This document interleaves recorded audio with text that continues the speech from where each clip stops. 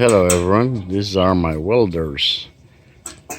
We are in the process of building the overhead shelter of the fish pond so they won't get overheated and produce algae and kill them, plus to regulate and maintain the temperature.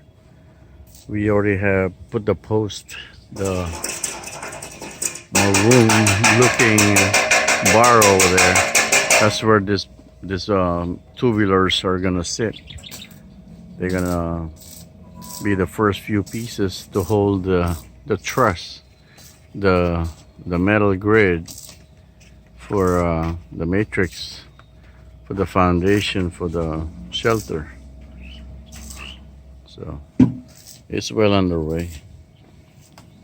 They're joining the two-wheeler together, so because it comes in 20 feet length and it's short, so we made it longer so it'll reach from that fence to the two posts. It'll span. It'll lay on top of it. Then they'll weld them on the round pipes.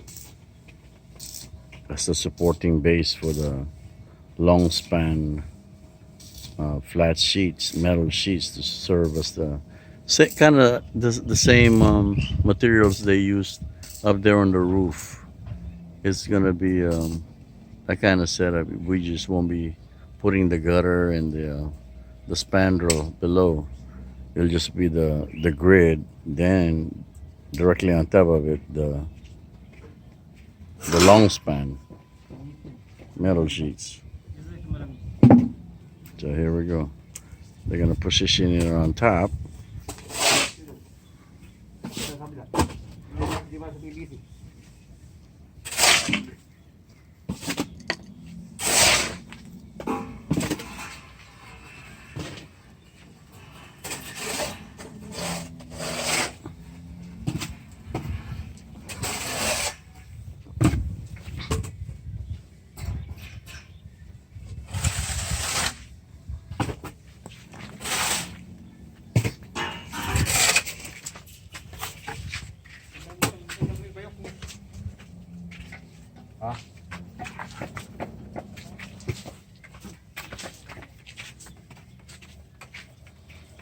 Ano?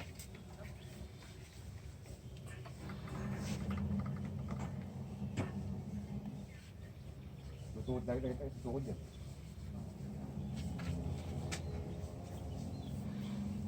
The tubes are still too high. It's got to be sloping down.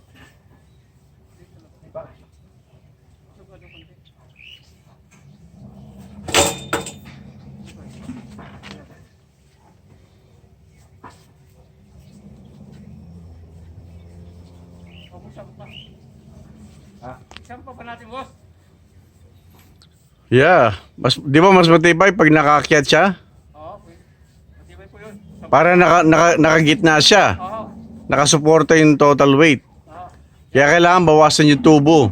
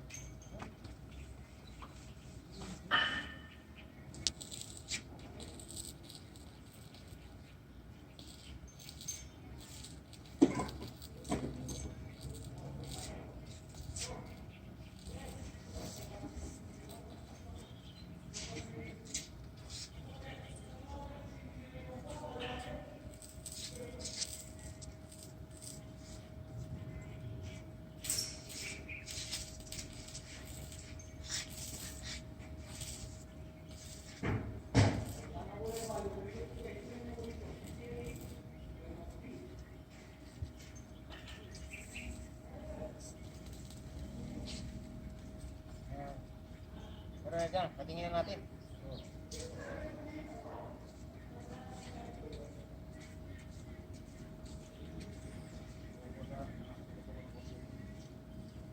Oo, kailangan pa rin.